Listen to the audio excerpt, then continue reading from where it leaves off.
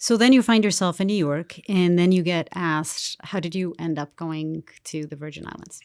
Okay, well, let's see. I was strong in that experience, but when you're up against a master manipulator, there's no getting out of that situation. Right. So I'll explain what happened to me next. Was working in New York, really happy, very focused. I'm a daughter of a lieutenant colonel in the Air Force, so I was very, I had a strict upbringing. And I booked a really great job. It was the cover of a magazine. It was just a health and fitness magazine. It wasn't like Vogue. But, it was a spread and, and it was a cover. It was a cover and like a 5-page spread with another model. Wow. She was Eastern European. She was from Poland. I knew her from my agency. We weren't besties, but, I knew her from the agency like the models do. And met with a photographer, and he chose me and her. And we got together with the crew, and we flew to, it was Tortola. It's this really cute island in the British West Indies. It's next to St. Thomas.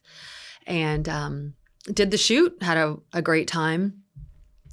Also during that shoot, the photographer was hitting on me. And had slid into my bed one night. No. Yeah. And you kicked him out? Well, it was just like weird. Well, it was a model, photographer, weird exchange. Wow. Weird exchange. It was weird the next day because, I kicked him out basically. Yeah. But it was just a weird feeling. Yeah, of course. But something I could handle because I'd been hit on so much. Right. Do you think was that a thing in the modeling world? I guess like women would they expect that. They know they're going to constantly be hit on inappropriately by men. I heard it all the time with other models, and it happened to me many times. But usually, you could handle those situations. I think sometimes photographers choose the model that they have a thing for, unfortunately, and hope to get something. It wasn't a terrible situation. I don't think that man was terrible. I think he shot a shot and didn't work out. But the next day, the other model said to me, let's get out of here. I have a friend who owns an island. And I was like, yeah, I kind of want to get out of here. And it was your day off, right? Yeah, because I was like, I don't want to be left here with him. Right. You know what I mean? So I'll go with you. And so she's like, yeah, I'm going to go to my friend Jeffrey, his island. He's so great. He's done so much for me. He got my visa to work in the United States. And I'm like, oh, wow, how'd he get that for you? And we kind of joked about it. But yeah, he got her a visa. He had done lots of big things for her and helped her out a lot. So I thought, oh, wow, she's got a good friend. And I trust her. And I'm kind of want to get away. Don't want to leave me here. The only model here with this guy who's like all over me. So I went with her. And a boat was sent to us, jumped on the boat. And that image that you see floating online was me heading to the island. The island's behind me. I'm almost 5'9", and I was about 115 pounds. I look like a little boy. I mean, I look womanly now, but not then. And you were 21, right? Yeah, I was like 21, 22 almost. Yeah. And so was she.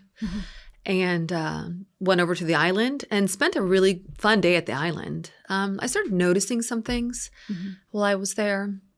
When was the first time you saw Jeffrey? Well, first I was noticing things like a lot of young blonde girls in the island and older men. Well, there was an older man in the pool. And so then we went to dinner, and then I met Jeffrey. And he waltzed in. And so during the day, you're just hanging out with all the other girls, and you guys are on the pool and just doing your own thing. Okay. Yeah, he's not a playboy, so he wasn't hanging around the girls. No, he's off doing whatever business he has to do. We were just hanging out with the girls. I observed there was an older man in the pool that was around, but a prince, right? But I didn't have that much interaction, So I know. I've heard this before, but I think it has been well documented that it was a prince, right? But later. Sorry. So later on at the dinner, when Jeffrey was asking me about myself and my childhood and how I grew up and all that stuff, I mentioned, I basically spent from 2 months old until, I was a kid in England. And he's like, where? Like in Oxford. And I was like, oh, and he was telling me about his friends in Oxford and everything. And he was like, would you like to meet a prince? And as that man from the pool walked up, and I was like, sure. And he introduced me to a prince. I can take this out if you don't want me to put it in, but it has been documented that it was Prince Andrew, right? Oh, it's been documented, yes. Okay. Yeah. Okay. And so was Jeffrey, he sat down next to you? No. During the dinner? No. No. He just said hello. He was leaving. leaving the island. So he No, I mean Jeffrey. Did he sit next to you at dinner? Oh, he sat right next to me. I was the new girl. So Prince Andrew said hi and left, and then you stayed, and he sat next to you. Were you the only new girl? He knew all the other girls. No, he knew everyone else. How many are we talking about? So I can't remember. I think there was 2 or 3 other girls. Okay. I remember 2 specifically.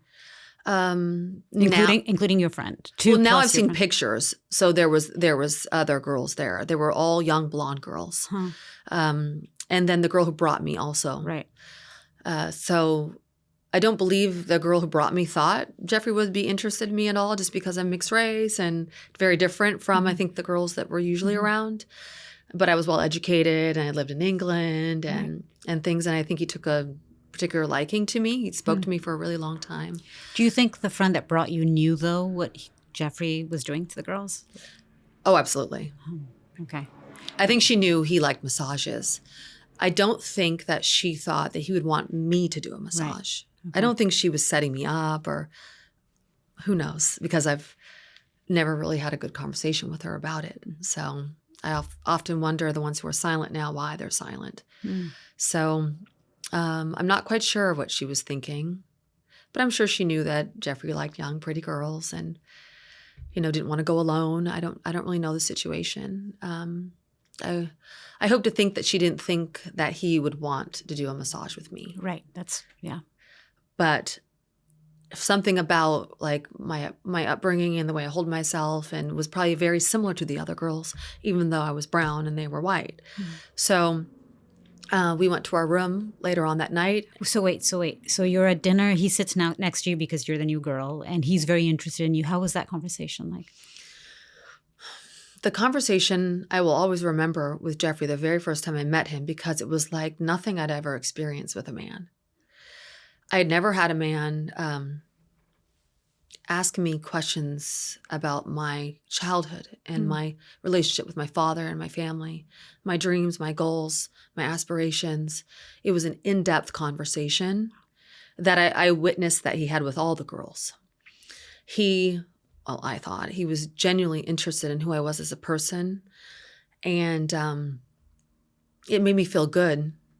And also, it's an emotional response you have, because it's like, wow, someone really cares about me, who's an older man, who's more of a mentor. I was desperate for that.